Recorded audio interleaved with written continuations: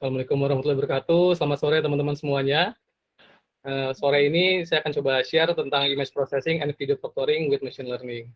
Sebenarnya hari ini tadinya kepikiran mau bawain ada antara dua hal sih, BigQuery machine learning gitu ya, BQML atau satu lagi yang ini. Karena kemarin tuh sempat ngobrol sama Tommy, kayaknya timnya tuh masih pengen butuh request dari end user langsung nih, kira-kira machine learning atau AI atau tim data science ini pengennya ngerjain apa ya buat di tahun ini. Nah ini coba kita kita explore gitu ya. Mudah-mudahan dari sini teman-teman dari terutama dari bisnis unit yang lainnya atau function yang lainnya juga bisa kepikiran, oh ternyata bisa bikin ini loh, bisa bikin itu loh gitu ya. Jadi kita coba cek bareng-bareng nih. Nah di sini saya pengen fokus ngebahas tentang machine learning gitu ya, dan kita pakai ada salah satu fiturnya dari Amazon atau AWS, namanya Amazon Recognition. Jadi anggapannya kalau misalnya kita belum ada tim data science, ya pakai ini tuh masih bisa dibantu gitu ya. Jadi tapi kalau misalnya kita udah punya tim data science sendiri, malah lebih bagus lagi. Artinya kita bisa bikin model-model yang jauh lebih advance atau lebih banyak, lebih kaya lagi gitu ya. Tapi di sini saya pengen coba encourage teman-teman buat kepikiran, oh ternyata kita bisa macam-macam gitu. Dan jadi mudah-mudahan ini bisa jadi trigger teman-teman lainnya supaya bisa kepikiran submit request fitur nih ke tim data science ke depannya. Jadi dari sisi recognition ini intinya kalau dari AWS dia akan mencoba secara otomatis gitu ya, automate by system untuk nge-processing dari sisi image dan video pakai machine learning. Nah, contohnya apa sih sebenarnya buat yang machine learningan ini nih? Nah, jadi contoh salah satunya yang mungkin teman-teman udah pada familiar gitu ya. Misalnya kalau teman-teman mau buka akun bank atau misalnya ada yang masih pada pakai pinjol gitu, biasanya kita suka ada kayak foto sama KTP gitu ya, foto sama KTP. Nah, itu pas foto sama KTP itu bisa di automate sebenarnya prosesnya. Kita bisa ngecek nih foto yang udah di foto kita gitu, misalnya kita megang KTP gitu di foto. Nah, foto yang kayak gitu tuh sebenarnya bisa di automate. Ini fotonya kita yang lagi beneran megang KTP-nya dengan foto yang di KTP-nya itu seberapa mirip gitu. Jadi kayak bisa dibilang sebagai kayak biometric verification gitu ya, atau ID verification. Nah, ini bisa dipakai juga nih.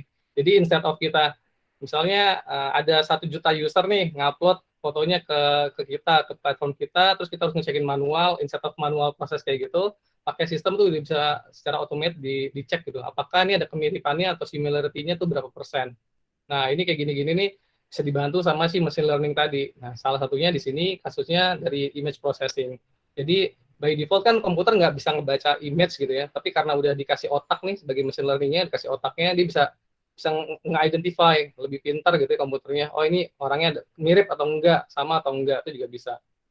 Ini contoh sederhananya nih buat yang si identity verification-nya. Nah, selanjutnya saya mau langsung ke demo sih sebenarnya. Jadi teman-teman bisa langsung dapat gambaran gitu ya. Jadi ada beberapa hal yang pengen saya coba kasih demo. Yang pertama misalnya ini buat khususnya pertama kali dari sisi image processing, kita bisa label detection. Contohnya misalnya kita upload foto gitu ya, itu yang ada di dalam foto itu tuh apa aja sih si komputer atau komputernya bisa ngebaca nggak sih yang di dalam image itu ada isinya apa aja gambar-gambarnya. Terus image moderation, atau selanjutnya ini saya langsung lompat aja ya ngedemoin biar teman-teman bisa langsung praktek gitu.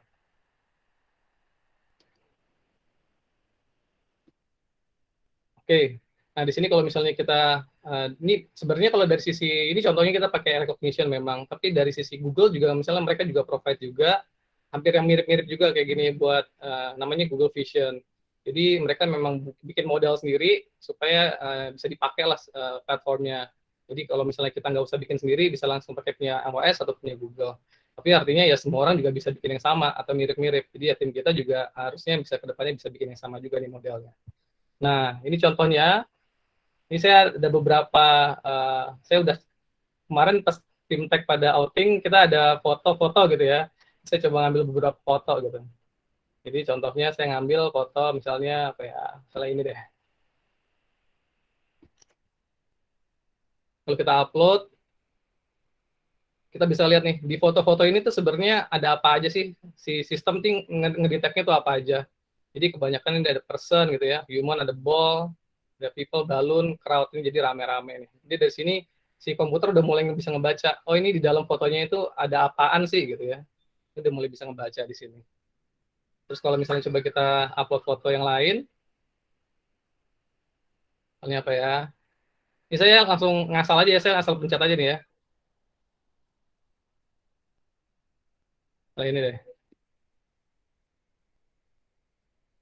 Nah ini kita bisa ngelihat ya dari sisi komputer ngedefine ini baru labeling aja nih, labeling oh ini person, ini human gitu ya, clothing, apparel, ada food juga, ada cream juga gitu ya, atau yang lain-lainnya.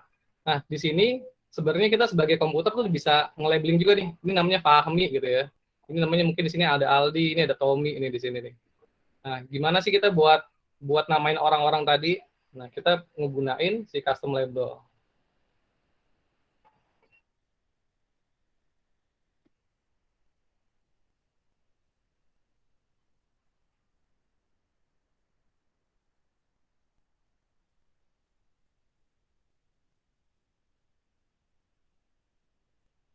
Ini di sini juga saya coba bikin satu satu dataset baru gitu ya di sini ya.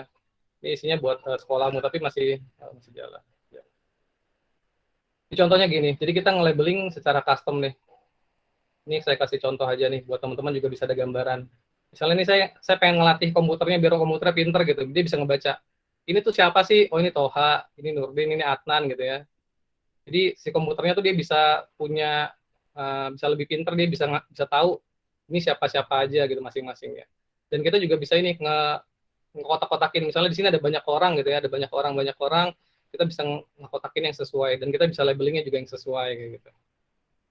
Nah ini untuk yang custom labeling. Jadi kalau yang tadi contohnya ini nggak terkait sama personnya, tapi kalau misalnya yang ini udah kita custom labeling. Dan sebenarnya ini kan contohnya buat pakai pakai dari konsolnya iOS gitu ya. Kita bisa manggil ini juga bisa pakai via API atau bisa pakai terminal gitu ya. Jadi kalau misalnya contoh nih, misalnya kita mau manggil pakai dari terminal nih, saya ada beberapa contoh. Misalnya yang ini sudah siapin gambarnya Tommy nih, saya pengen coba dapetin. Kalau gambarnya Tommy, teman-teman kalau mau lihat, at least kayak gini deh. Nah, ini gambarnya Tommy ya, posenya lagi kayak gini ya. Ini kalau saya coba jalanin di sini. Nah, di sini jadi kita juga bisa dapat nih detailnya atau metadatanya gitu ya. Jadi teman-teman bisa ngedapat metadatanya ini apa aja sih sebenarnya di gambar ini. Oh, di gambar ini secara age-nya juga bisa kelihatan nih dari range-nya sekitar 29 sampai 39 gitu ya. Dia lagi smile nggak nih? Oh, value-nya false gitu. Terus dia pakai kacamata apa enggak gitu. Dia pakai kacamata hitam atau enggak gitu. Ini kelihatan semua di sini secara metadatanya. Terus dari sisi emosinya juga kelihatan nih di sini nih. Kita bisa detect gitu ya. Ini orang ini di foto ini tuh lagi senyum atau lagi marah atau lagi gimana itu bisa kelihatan juga di sini. Ini tadi buat Tommy. Terus kalau misalnya selanjutnya misalnya siapa ya? Danang gitu ya. Kalau Danang fotonya yang ini. Nah ini fotonya Danang ya. Ini fotonya Danang nih. Kalau misalnya kita jalanin, langsung dapat semua nih. Objeknya langsung dapat semua.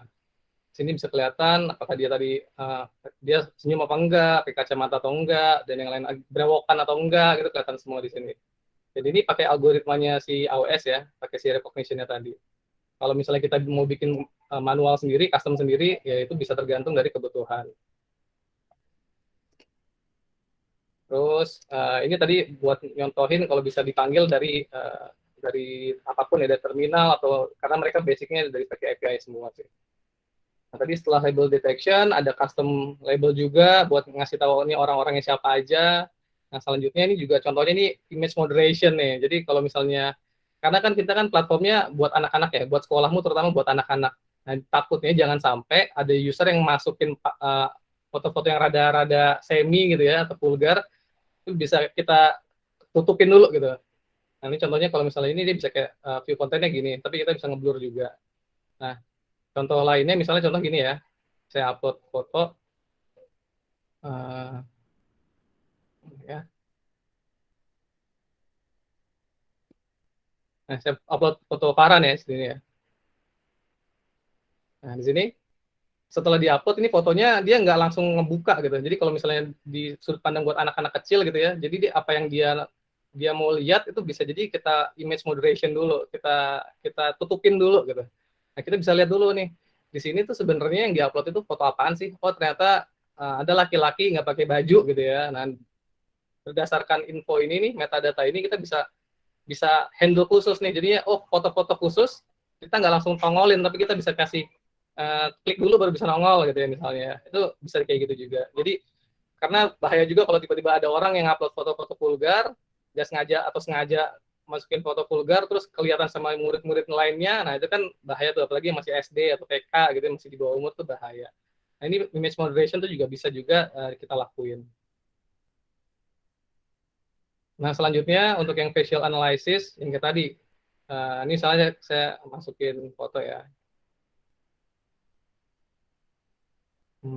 Mana ya?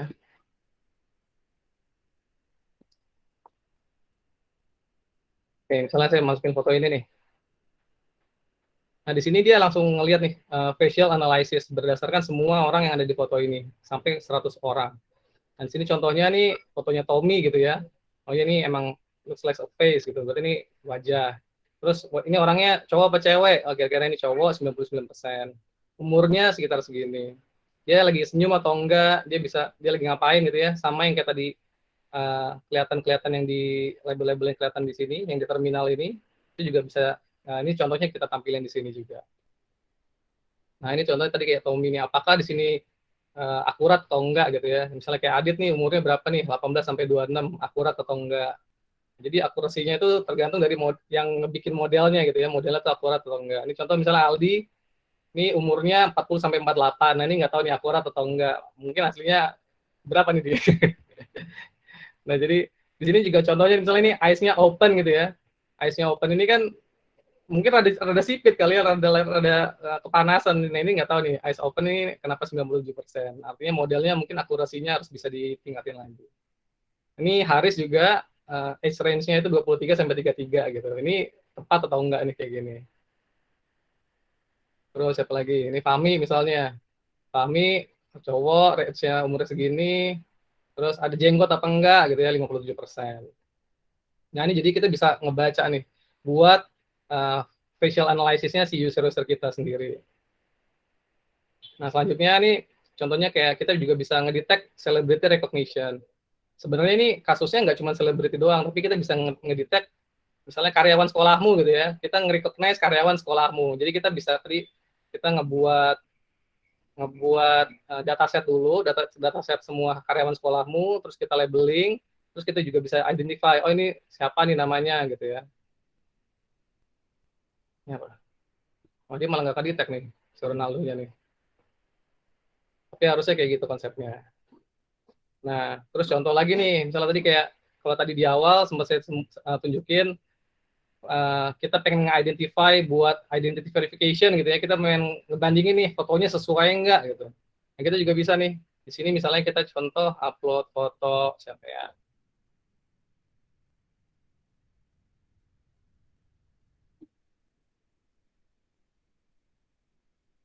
Tommy gitu ya. Terus tadi di sini yang rame-rame,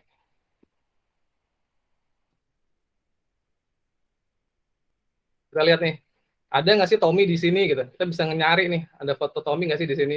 Oh, ternyata ada nih, kemiripannya 99%. Jadi bakal ngeliat nih, dia bakal ngebandingin similarity-nya. Ini sama nggak? Oh iya, hampir 99,9. Ini sama nggak? Cek semua sama dia. Contoh juga misalnya kita ngupload foto Ice gitu ya.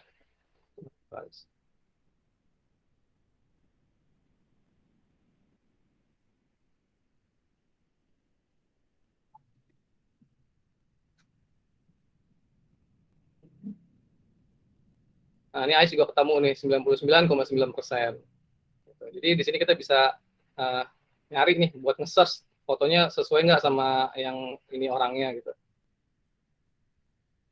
Terus selanjutnya text in image gitu. Nah, di dalam image sendiri ini kan contoh kan sebenarnya image di bentuknya nih. Tapi kita juga bisa ngedetect nih teks yang ada di image itu apaan sih. Contohnya kalau di sini pakai mobil gitu ya, mobil pengen kita lihat untuk plat numbernya, ini bisa langsung dapat nih. Atau misalnya contohnya Foto foto Edo nih ya. Foto Edo tuh di kaosnya ada tulisan gitu. Sini ada tulisan nih. Nah, langsung dapat nih. Setiap masalah pasti ada hemnya. Nah, nggak tahu nih hemnya apa nih, Dok. Jadi, tapi kita bisa ngebaca setiap tulisan-tulisan yang ada di image gitu. Nah, ini buat yang dari sisi image. Oh, satu lagi, misalnya nih contoh nih kita kita kan mau ada offline ya, mau ada sesi offline gitu. Nah, di sesi offline ini kita juga bisa ngedetect nih siapa yang datang, apakah orangnya pakai masker atau enggak, itu bisa. Nah, ini contohnya untuk ini nih, di contohnya nih dari sisi personal protective equipment. Pas lagi di kerjaan itu dia pakai helm enggak gitu. Dia pakai tutupan muka enggak atau masker enggak gitu. Dia pakai sarung tangan enggak, gloves-nya gitu. Nah, ini bisa kita detect juga pakai machine learning. Jadi kalau dari konsep kita ya misalnya ntar pas lagi kita offline anak-anaknya udah pakai masker atau belum itu by sistem juga bisa kita dapetin. Contohnya satu lagi, langsung kelihatan semua di sini langsung baca. Oke, nah ini dari sisi yang image. Kalau saya balik lagi,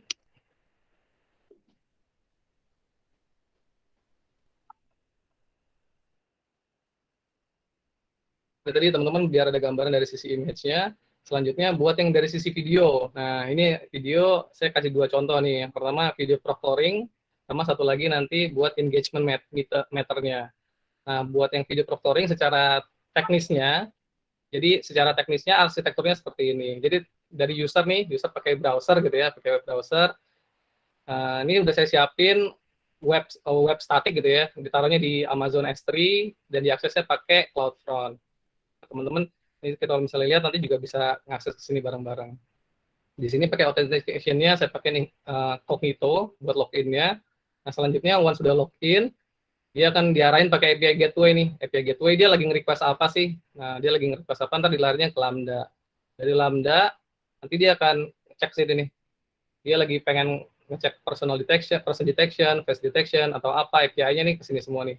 Dan ini yang sebelah kanan, ini di-handle sama si Amazon Recognition-nya.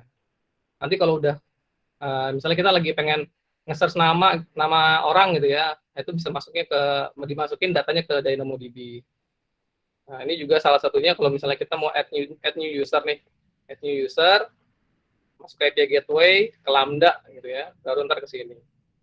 Nah, ini kita coba langsung demoin aja, biar teman-teman bisa lebih enak ngeliatnya, langsung kebayang. Oke. Ini kelihatan ya, ini screen-nya ya, kameranya nyala ya. Ini kalau misalnya saya cek klik start virtual proctor ini langsung jalan nanti nih.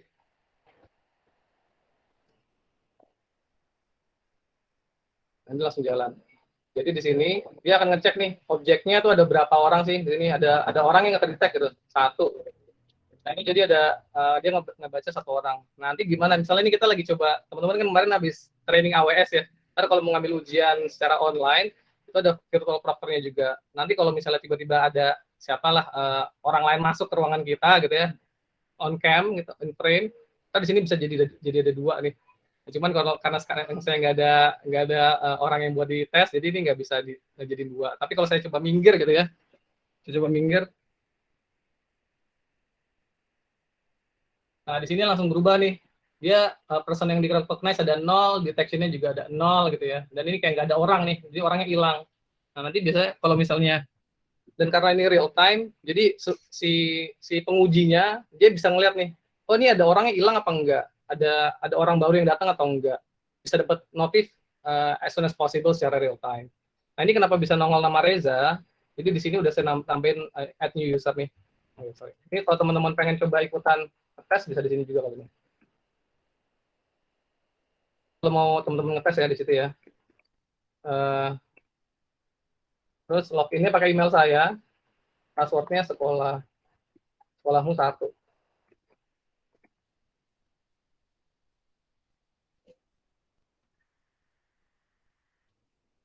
Nah, itu kalau misalnya teman-teman mau nyoba ya. Jadi di sini misalnya saya masukin namanya siapa, misalnya upload Farhan gitu ya.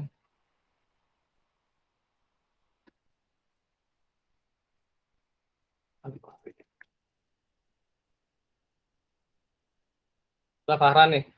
Di sini diupload foto Farhan. Nah, kalau bisa nih, apa, kalau tadi kan fotonya kan rada rada gede gitu ya, rada sebadan. Kalau bisa sih fotonya bener-bener semuka gitu, jadi segini nih.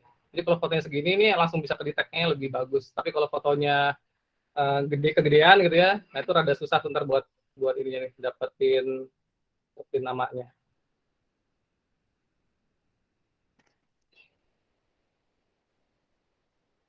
Nah, misalnya kalau kita kasih di sini namanya Farhan gitu ya, bisa.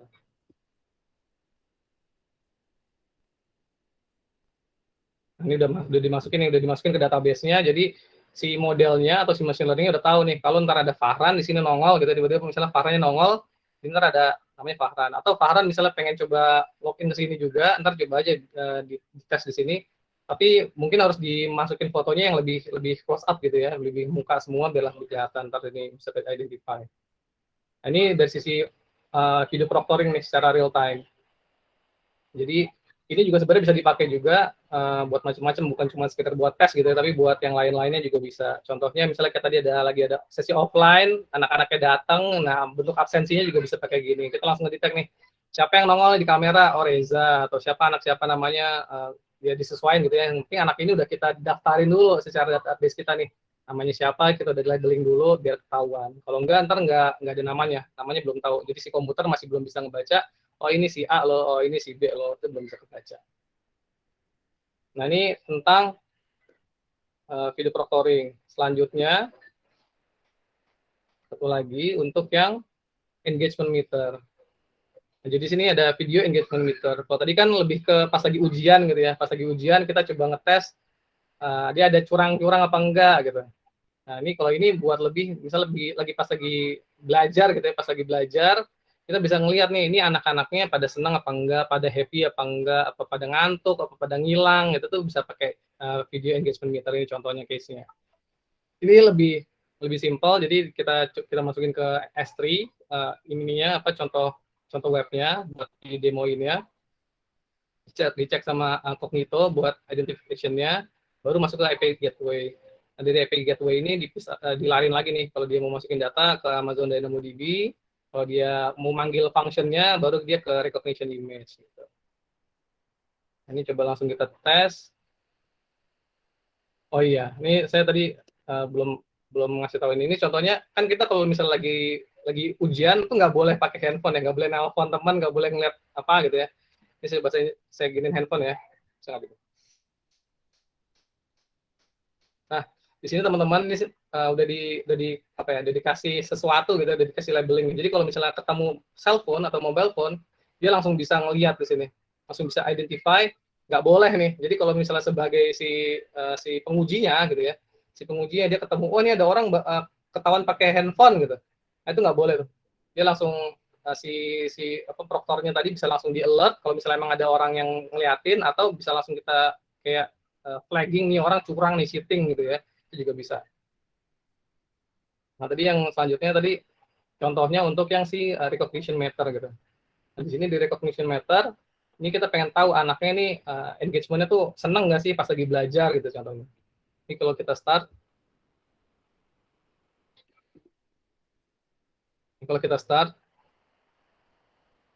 nah di sini juga sama nih. Di sini jadi ada tadi kita bisa kasih nama gitu ya, labeling ini orangnya siapa sih sebenarnya. Nah ini contohnya sebelum ini saya coba masukin foto saya, kasih namanya sama role-nya gitu. Jadi saya masukin tukang doa gitu ya. Contohnya nih. Jadi ya di sini kalau misalnya ini secara real time ya teman-teman ya. Jadi ini kelihatan nih. Di dalam 1 jam terakhir nih dia orang ini yang ada di muka yang di screen ini, dia tuh biasa aja, seneng atau kesel gitu, pengantuk atau apa gitu pas lagi belajar. Jadi bisa langsung kelihatan nih facial analisisnya kelihatan semua. Ini contoh misalnya saya lagi biasa gitu, lagi calm gitu. Tapi kalau misalnya saya lagi senyum, dia langsung berubah jadi happy gitu ya. Atau misalnya lagi apa marah gitu. Nah, langsung berubah tadi ya.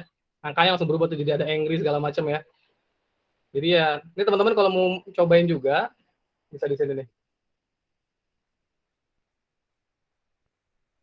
Oke. Nah, itu bisa dicobain di situ juga biar langsung ngetes gitu ya. Seberapa ini ntar engagement meternya juga kelihatan nih berapa persen ngantuk apa enggak nih. Coba saya frown gitu ya.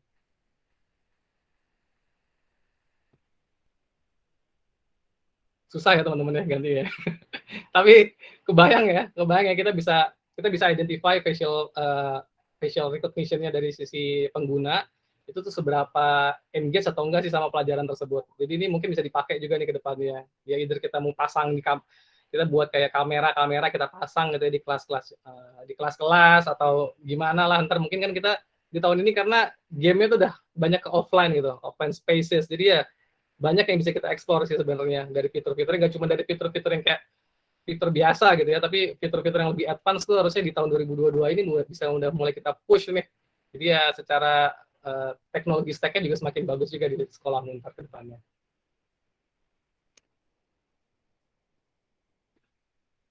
Oke, dari saya itu kali ya. Jadi ya presentasinya tadi ada dari sisi image processing yang udah di share, dari sisi video processingnya ada dua, untuk yang video proctoring sama video untuk yang engagement meter juga di share.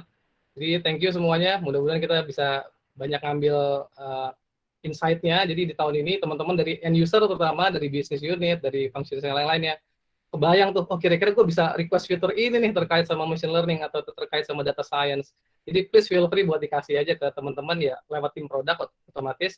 Nanti tim produk akan coba ngedetailin sama tim tech juga buat ngebikinnya. Gitu. Thank you semuanya. Saya balik lagi ke Tepuk tangan dulu buat Mas Reja.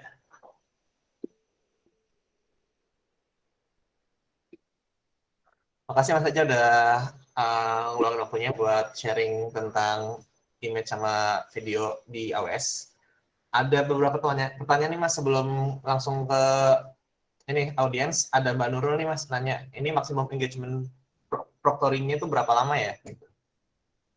Sebenarnya kalau tanyanya maksimum engagement seberapa lama, itu balik lagi ke seberapa gede investment kita dari sisi infrastruktur Mbak Nurul.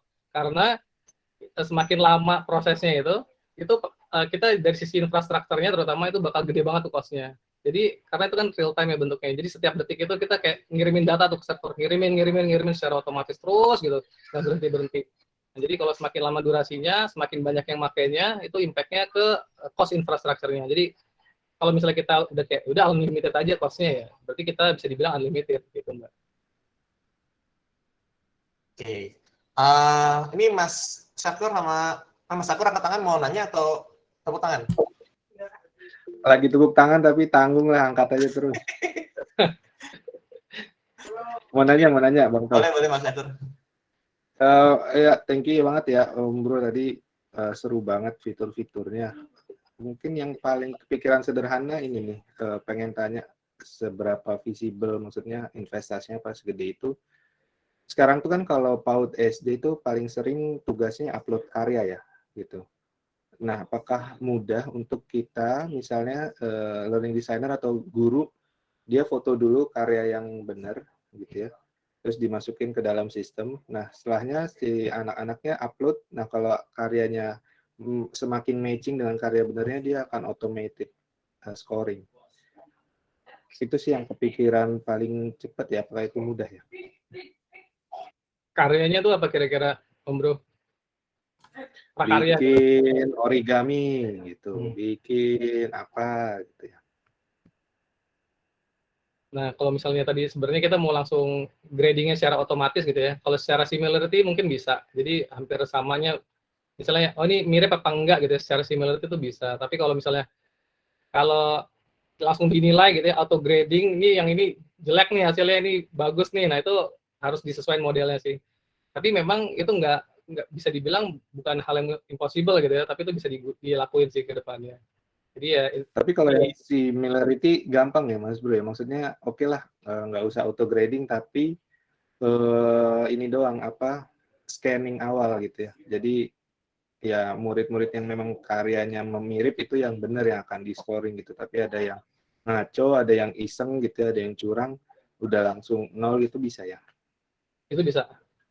Nah, kalau misalnya tadi pakai yang algoritma yang punyanya AWS atau punyanya Google, dia kan udah ada algoritmanya sendiri tuh. Even kalau mau di custom ya langsung ke timnya Tommy ntar juga bisa. Oke, mantap. Kalau itu kayak mau tahu aja sih Mas Bro, misalnya beneran kita requestnya itu seberapa lama ya prediksinya? Nah, ini nih pertanyaannya nih mantep nih. Kalau seberapa lama itu balik lagi ke, jadi gini, kalau misalnya kita ngomong tadi itu kan algoritmanya si AWS ya. Jadi AWS punya algoritma sendiri, Google punya algoritma sendiri. Kalau mau kita langsung pakai bisa, cuman ya kita harus bayar ke mereka buat algoritmanya. Atau alternatifnya kita udah punya tim data science sendiri, tim data science kita ngebikin nih modelnya nih, ngebikin modelnya, baru habis itu ntar kita deploy ke production. Jadi development itu ada dua jadinya nanti. Development secara modelnya dari tim data science, once sudah model udah jadi, kita deploy tuh ke production gitu. Jadi kayak development yang dari sisi kita gabungin lah ke platform kita. Nah, kalau berapa lamanya, mungkin Tommy yang lebih bisa ngasih estimasi kira-kira. Nanti kita ngobrol-ngobrol dulu aja, Bang. Tapi kalau mau Oke. tapi kalau mau cepatnya ya Korea, kalau misalnya mau cepatnya buat apa ya, buat MVP gitu ya, misalnya kita bisa bilang buat MVP itu bisa pakai algoritmanya AWS aja langsung dipakai. Gitu. Kalau itu lebih cepat. Iya. Mahal tapi itu ya, nggak berbanding terbalik sama cuannya itu ya agak sulit ya. Nah, itu selama dari percuanannya dari tim atau bisnis unit yang lain bisa aman ya, kita pakai aja gitu sih. Oke, thank you. Thank you, Bang Sakur. Ada lagi nggak teman-teman yang mau nanya? Boleh raise hand. Buat Mas Afif mungkin tadi tuh. Buat Mas Afif juga yang tadi ini testing, kalau mau nanya juga.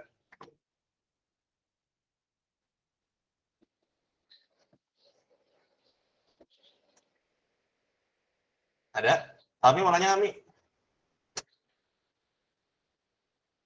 Apa Ijul? Wih, Adnan. Boleh, Nan? Saya deh Mas Tom. Paling buat Mas Afif kali ya, tadi yang ngomongin TDD. Challenge-nya apa ya buat kita mulai jalanin TDD? Itu pertama sih. Yang kedua, setelah saya challenge, berarti kan kita kayak ngebayangin dulu ya tesnya kayak gimana, udah dapet tesnya baru nge-code gitu ya. Nah itu biasanya prerequisite-nya apa sih? Dan kalau dilihat dari itu semua, kira-kira kita bisa nggak sih start untuk mulai TDD? Karena kayaknya kemarin Ijul nanyain tuh buat TDD nih, kapan bisa mulai? Itu aja, Mas Tom. Thank you, Nan. Boleh, Mas Afif?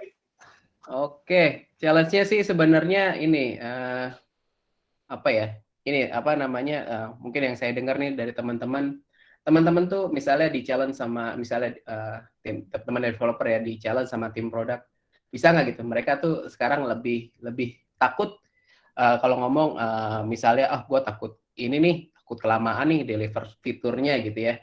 Nah, challenge-nya mungkin di ininya tuh di mental seperti itunya. Mungkin sekarang mesti diganti nih mentalnya, lebih takut kalau nggak deliver fitur dengan kualitas code yang bagus gitu nantinya mungkin challenge-nya itu sih, awareness-nya kalau TDD itu bagus buat dijaga kualitas kita gitu. Itu paling dari segi awareness sih kalau yang saya iniin ya. Jadi mungkin kalau yang sekarang tuh mungkin takut nggak deliver, takut apa gitu ya. Sekarang mungkin karena emang TDD itu kan tadi drawback-nya adalah kita butuh waktu development lebih banyak nantinya, lebih lama dari biasanya karena kita selain develop atau coding functional itu juga harus coding testingnya dulu, kita buat test case-nya dulu segala macam gitu ya. Setiap function dan misalnya satu deliverable, satu API gitu ya, misalnya ada 3 function dan satu function ada 5 skenario, 10 skenario gitu. Itu kan banyak juga yang harus kita tulis gitu. Itu sih paling awareness dari segi waktunya kalau emang kita bisa firm sama apa ya, sama timeline segala macam. Harusnya kita bisa implement secepatnya gitu. Jadi kalau awareness-nya dari developer itu penting, dari tim produk juga ngerasa itu penting, harusnya kita udah bisa implement secepatnya sih. Gitu. Gimana, Nan? Sip. Thank you Mas Afif. Mana? Thank you. Ada lagi nggak teman-teman sebelum kita tutup terakhir buat Mas Afif atau buat Mas Reja?